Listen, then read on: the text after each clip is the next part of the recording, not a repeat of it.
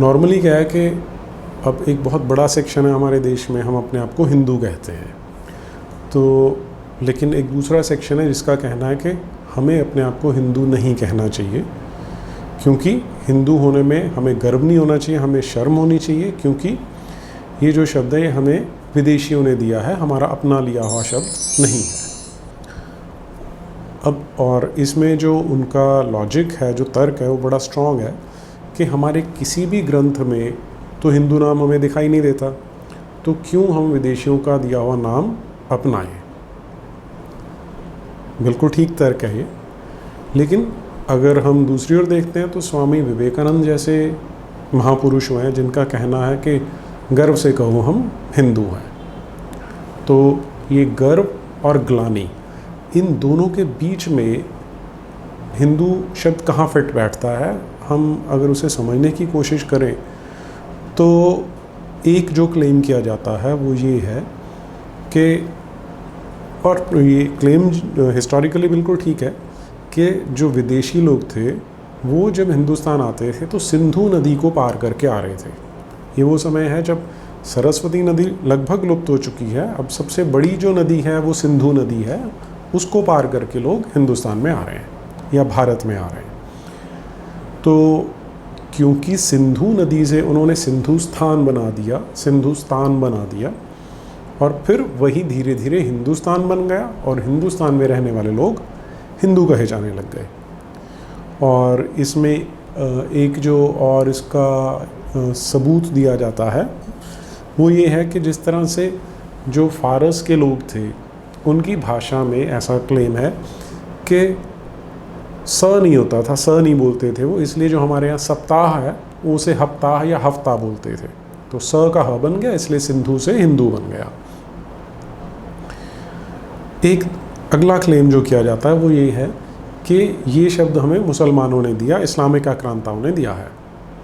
ये historically correct नहीं है, क्योंकि अगर हम इस्लाम तो अभी 1400 साल पहले आया, उससे पहले अगर पीछे चले जाते हैं तो ऐसी बहुत सारी रेफरेंसेस मिलती हैं जो यहाँ के लोगों को हिंदुई इस तरह के नामों से पुकारती हैं। जैसे डारियस की बड़ी एक फेमस बड़ी प्रसिद्ध इंस्क्रिप्शन है, डारियस इंस्क्रिप्शन जिसे कहते हैं, उसमें बड़ा स्पष्ट है कि यहाँ के लोगों को हिंदू या हिंदू इस्लाम के आने से पहले भी कहा जाता रहा है।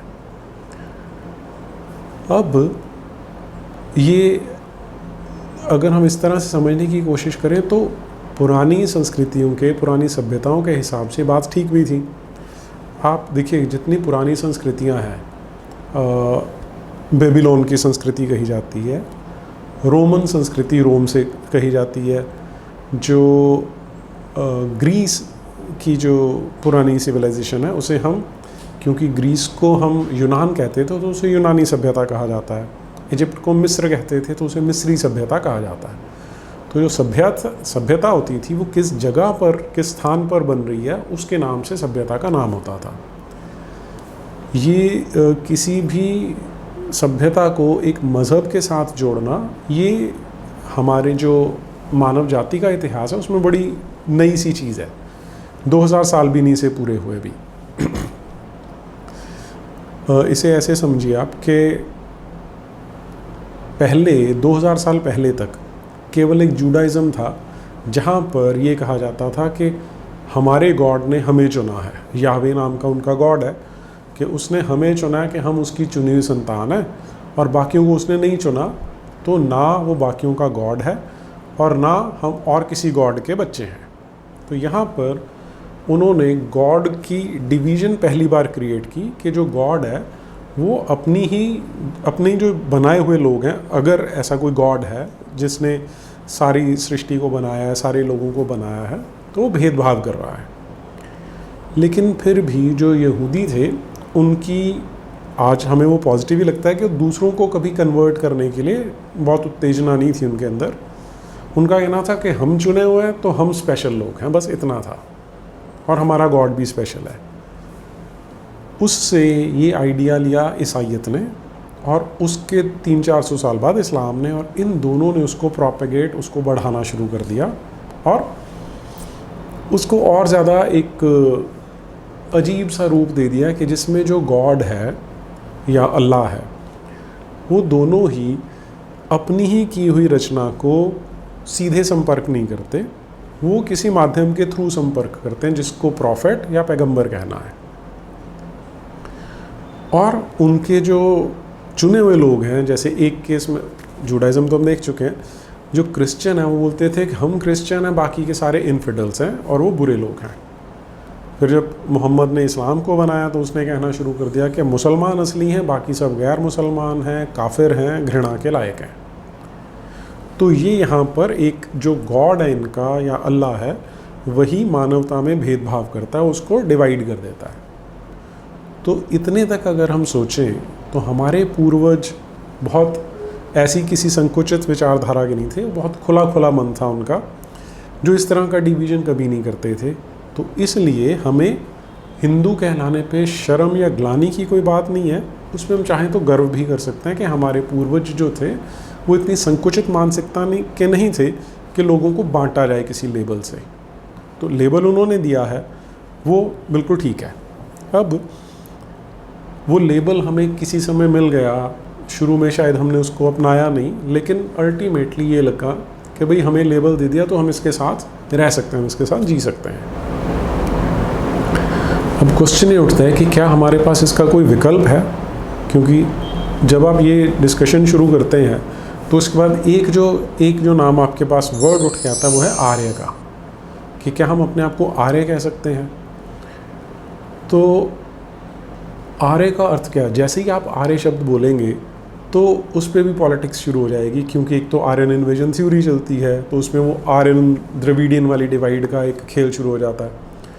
और दूसरा है, लोग कहने लग जाते हैं कि ये तो आर्य समाजियों का काम है, वो आर्य कहते थे तो हम तो आर्य समाजी है नहीं, इसलिए हम आर्य नहीं हैं। अब ये दोनों ही जो ये तर्क भी नहीं है तो कुतर्क हैं एक तरह से। तो जब हम हिंदू शब्द को ये सोच के कह रहे हैं कि हमारे ग्रंथों में नहीं है, तो हमारे ग्रंथों में आर्य शब्द तो आता है, उसे तो हम अपना सकते हैं। और आर्य का अर्थ क्या है? अब इसमें एक और कमाल की चीज़ है कि इसको बुद्धिज़्म के साथ आजकल इसको लड़ाने की कोशिश की जा रही है कि जो आर्य आए थे या जो आर्य थे विदेशी थे और इन्होंने यहाँ पर आकर अपना अधिपत्य बनाने की कोशिश की। पहले तो यहाँ पर बुद्धिज़्म होता था। ये भी इस तरह का भी एक प्रपंच चल रहा है आजकल।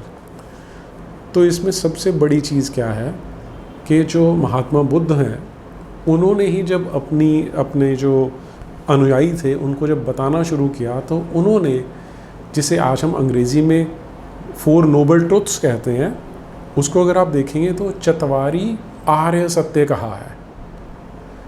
अब वो अगर आर्य शब्द यूज़ कर रहे हैं तो इसका अर्थ ये है कि उनको आर्य शब्द से कोई आपत्ति नहीं थी और वो जानते थे कि आर्य शब्द क्या है, संस्कृत भाषा का शब्द है, और उनकी संस्कृत से भी कोई विरोध नहीं था, क्योंकि किसी भाषा से विरोध कैसे हो सकता है, और वो भी इतनी समृद्ध, इतनी वैज्ञानिक भाषा जिसका कोई किसी चीज़ से कंपैरिजन ही नहीं है, उससे आप घृणा कैसे कर सकते हैं।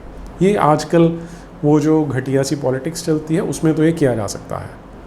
हाँ, तो अब अगर तो आर्य बुद्ध के बाद आए थे तो उन्होंने बुद्ध की भाषा यानी संस्कृत भाषा को ले लिया। अगर वो पहले थे तो क्या गौतम बुद्ध इतने मूर्ख थे कि उन्होंने आर्यों का शब्द लेके अपने साथ लगा लिया, है ना। तो ये आप इसको थोड़ा सा भी समझने की कोशिश करेंगे तो आपको एकदम क्लियर हो जाएगा कि संस्कृत भाषा तो पुरानी है ही, और गौतम बुद्ध ने कभी भी भाषा का विरोध नहीं किया। इवन उन्होंने तो कोई जो मूल समाज था उसका कहीं पर विरोध नहीं किया। उनके कोई शब्द हमें ऐसे नहीं मिलते देखने को, लेकिन आज इस तरह की पॉलिटिक्स खड़ी की जाती है। दूसरी चीज़, जो ये आर्यन इन्वेजन थ्योरी की बात चलती है, तो ये जो आर्यन शब्द है, आज से 200 साल पहले आप किसी भी भाषा को उठा लें, किसी भाषा में आपको ये शब्द ही नहीं मिलेगा। तो ऐसा कैसे संभव है कि जो शब्द ही नहीं था वो लोग बाहर से आए और उन्होंने यहाँ पर कब्जा कर लिया। ठीक, तो अब आर्य तो हम, इसका मतलब ये हुआ कि हम आर्य अपने आप को कह सकते हैं नहीं, वो बात की बात है, लेकिन आर्य शब्द संस्कृत भाषा का है। और जैसे गौतम बुद्ध ने कहा कि चतवारी आर्य सत्य हैं, तो आर्य यानी जिसमें सारे सद्गुण हैं, सारी अच्छाइयाँ हैं, जिसमें जिसे हम क्वालिटीज़ बोलते हैं, गुड क्वालिटीज़ बोलते हैं, वो जिसके अंदर हैं। तो आर्य भी जो अच्छे चरित्र वाले लोग हैं, जो सत्यनिष्ठ लोग हैं, जो सच बोलते हैं, जो अच्छे काम करते हैं, वो आर्य कहलाएंगे। तो इसका मतलब हम हर किसी को आर्य भी नहीं कह सकते। जैसे हम सम्मान देना तो आर्य कहेंगे, लेकिन अब इसमें एक और जो कुतर्क आता है वो ये है कि जो आर्य शब्द है वो तो एक पर्टिकुलर नस्ल के लिए है या एक तरह के लोगों के लिए है। तो इसका एक उदाहरण आपको, एक तो मैंने गौतम बुद्ध वाला एग्जाम्पल दिया, दूसरा आपको अगर वाल्मीकि रामायण खोलेंगे तो महर्षि वाल्मीकि उसमें क्या कर रहे हैं, वो बता रहे हैं जब ये श्री राम को वनवास भेजने वाला इंसिडेंट आता है तो वहाँ पर जब कैकई राम से बात कर रही है तो वहाँ पर महर्षि वाल्मीकि ने कैकई को अनार्या कहा है। अब अगर तो हम ये सारे का सारा मान लें कि ब्राह्मणिकल लिटरेचर है कि वो अपने आप को आर्य बोलते थे, बाकियों को आर्य नहीं बोलते थे, तो वो कैकई को, जो कि महारानी है और एक बड़ी संभ्रांत महिला है, उसे भी अनार्या कहा है। उसका कारण ये कि उसका जो व्यवहार था उस समय वो इतना नीच था कि उसे अनार्या कहना बिल्कुल ठीक है, बिल्कुल उपयुक्त है। तो मेरे ख्याल से मैं इतना कह के कंक्लूड करूँगा कि आप अपने आप को हिंदू कहते हैं, शर्म की बात नहीं है, ग्लानि की बात नहीं है, ठीक है, वो एक लेबल है। लेकिन अगर आप गर्व रखना चाहते हैं तो आप अपने आप को आर्य कह सकते हैं, लेकिन तब अगर आपके अंदर वो वाले गुण हैं। इतना कहकर मैं आज की बात को यहीं पे ख़त्म करता हूँ। आप सबने ध्यान से सुना, उसके लिए आपका बहुत धन्यवाद।